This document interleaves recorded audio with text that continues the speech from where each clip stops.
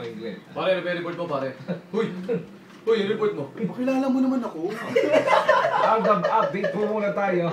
Binibigla mo naman eh. Ay, pare. Yes, pare. Hindi bagay.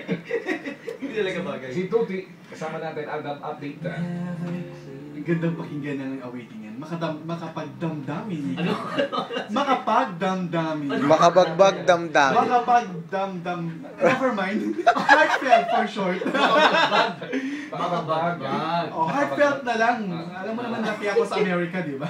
O, ito na nga Aldab update mga kapuso. Pinuri ng Twitter ang patuloy na pag-arangkada ng Aldab o ang tambalang Alden Richards at Ming Mendoza o Yaya Dab. Batay sa ulat ng Twitter, hawak ngayon ng Aldab ang record sa pinakamaraming mentions sa Twitter na lagpasan na ang tweet sa semifinals ng Germany versus Brazil sa World Cup noong July 2014 na pumalo lamang sa 35.6 million tweets. Noong Sabado, October 24, ang official tweets ng Aldab EB Tamang Panahon ay pumalo sa 41 million tweets. Wow! Ayo! O, diba? Solid. Taray kasi di yung mga nauna nating report, 39.5, di ba? Oh. Pero sa official statement ng Twitter, sabi nila, 41 million tweets ang naitala ng Itbulaga ng Dinag na Sabado. natin yung ano, no, sa World Cup. Naman, 35.6 yun.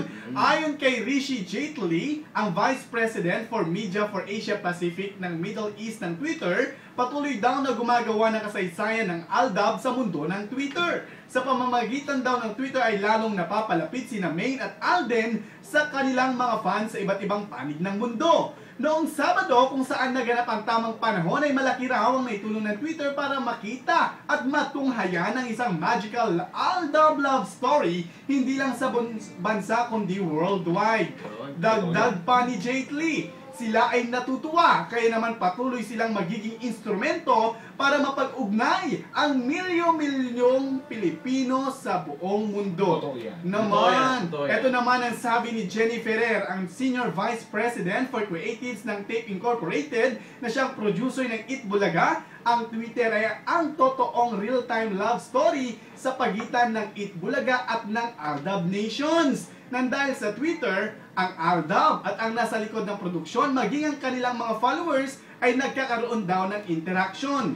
Dagdag pa ni Ferrer, ang Twitter ay isang kupido na kung saan lalong tumitibay ang pag-ibig o pagmamahal sa programa sa bawat tweets, favorites at retweet. Yan ang Aldab update sa Super Balita sa hapon. Ako si Tuti ng GMA Super Radio DZWB. Walang kinikilingan, walang pinoprotektahan. Oy, nga pala. Oy, yung mga Aldaber nakikinig sa atin, si Lloyd Kaliwan,